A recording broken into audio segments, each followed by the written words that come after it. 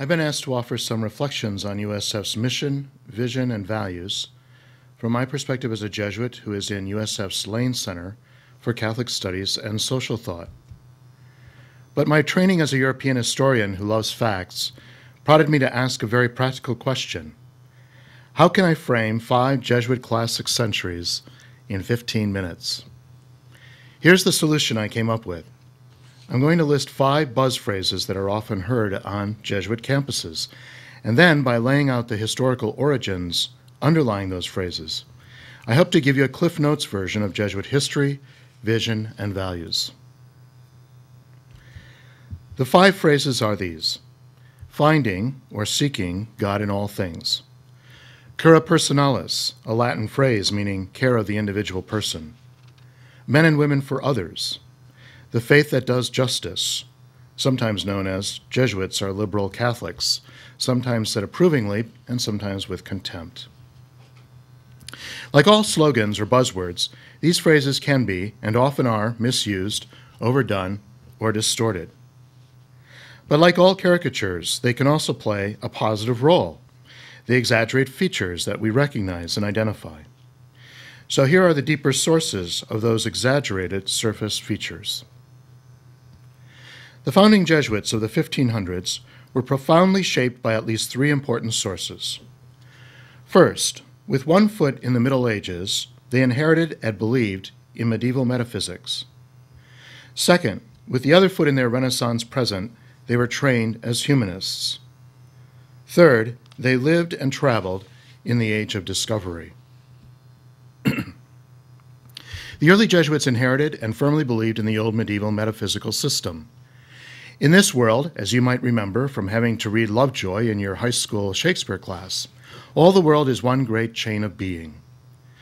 The many beings we see existing in this temporal world are descending grades of participation in being itself. Insofar as anything exists, it is also true and good, hence the 3 transcendentals. It follows that creation is always and already blessed. Here is the origin of that phrase, finding, or at least seeking God in all things.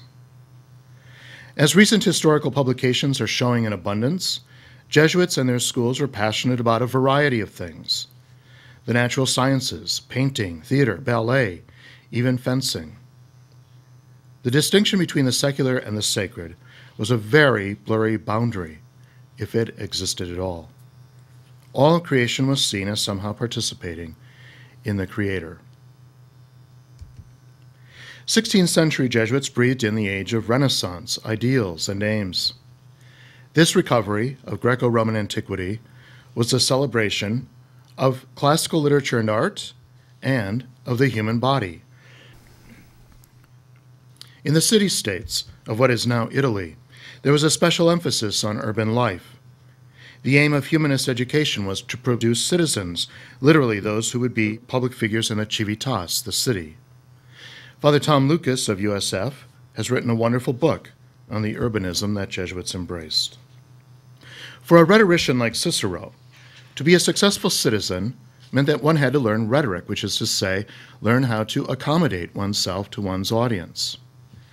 You can't persuade your audience to embrace your message without a medium they can relate to.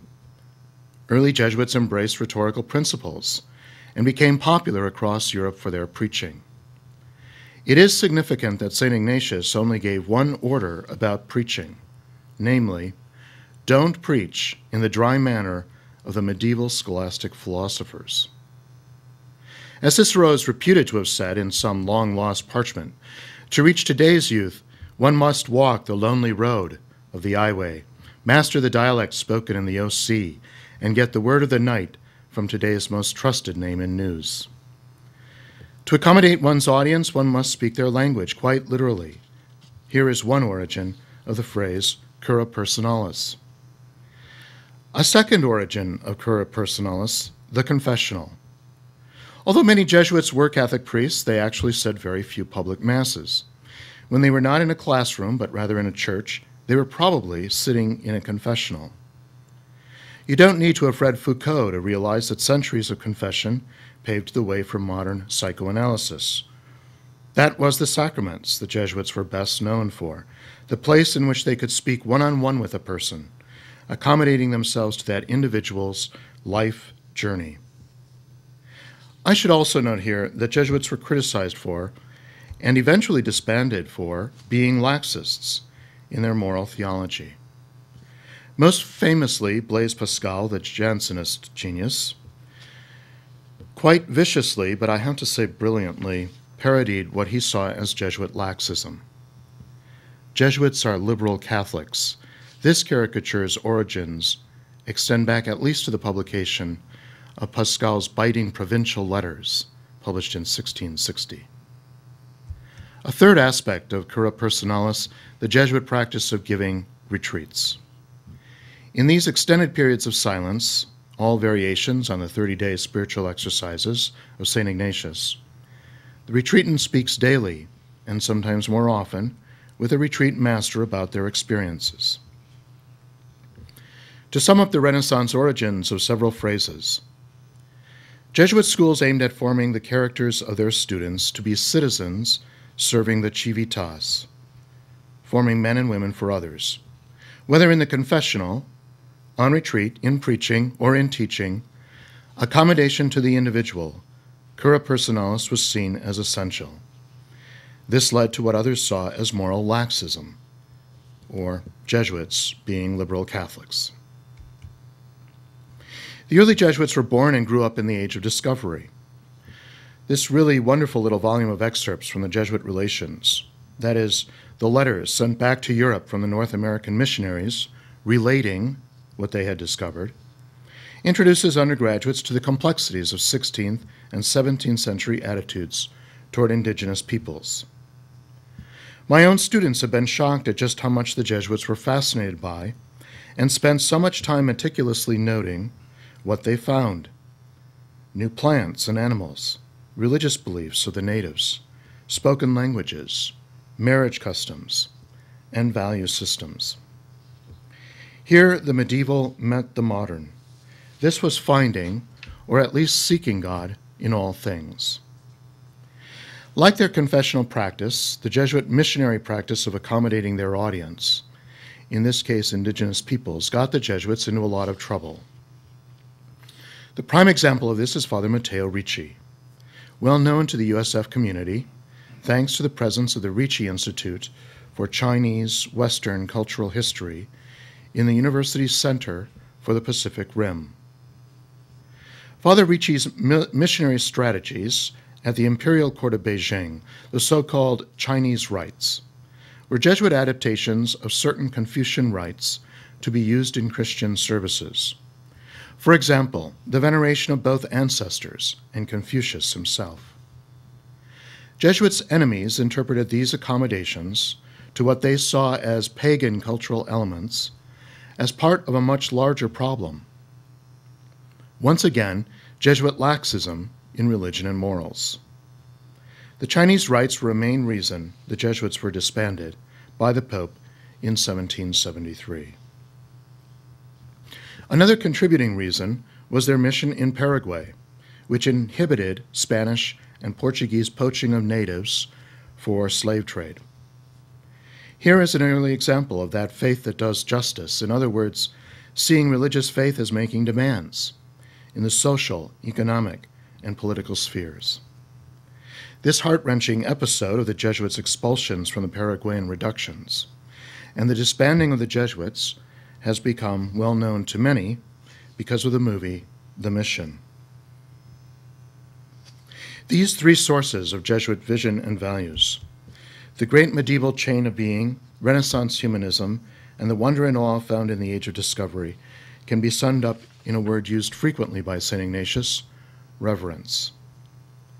The early Jesuits reverenced the particular concrete flesh and blood individual in front of them, whether that was a person or a culture. It was a profoundly positive conviction that Christ and culture, faith and reason, grace and nature, God and the world, were not in opposition to one another. Rather, they were continuous with one another. This reverence continued to get Jesuits in trouble.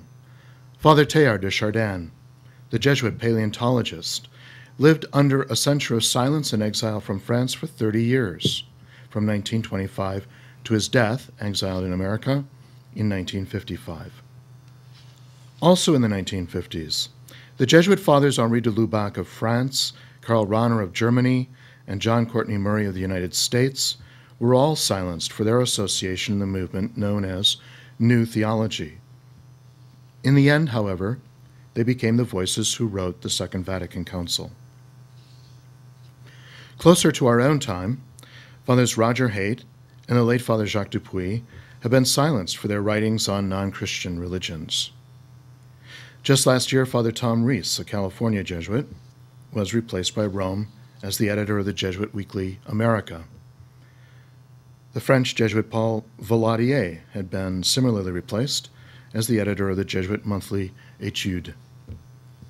Father James Keenan and California Jesuit Father Tom Carroll were attacked by the Massachusetts Catholic Conference and officially admonished for their testimonies on behalf of advocates for gay marriage in Massachusetts.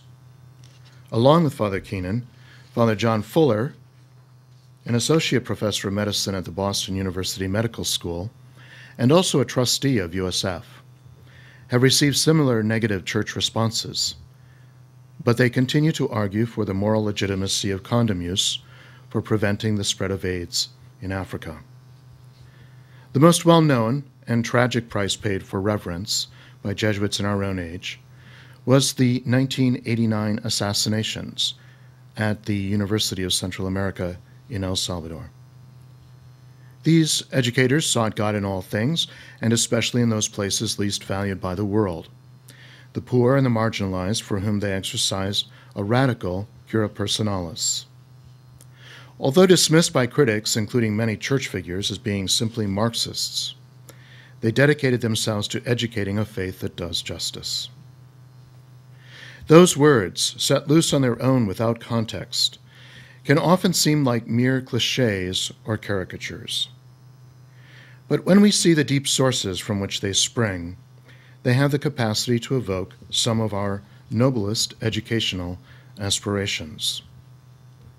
Recent visitors to USF nicely convey the way in which this tradition continues into the present year. In September 2003, the Dalai Lama came here to speak and to receive an honorary doctorate. In May 2005, Shirin Ebadi also spoke here and received her honorary doctorate. Ebadi is the first Iranian woman and the first Muslim woman to have received the Nobel Peace Prize. In September 2006, Father Gérard Jean-Just, recently released from prison in Haiti, received an honorary doctorate at the annual noon Mass of the Holy Spirit that opens the school year. His good friend and advocate, Dr. Paul Farmer, gave a lecture later that afternoon. These all represent the mission, vision, and values that animate USF. Their origins extend back in time for 5 centuries. They invite you to become part of that ongoing adventure.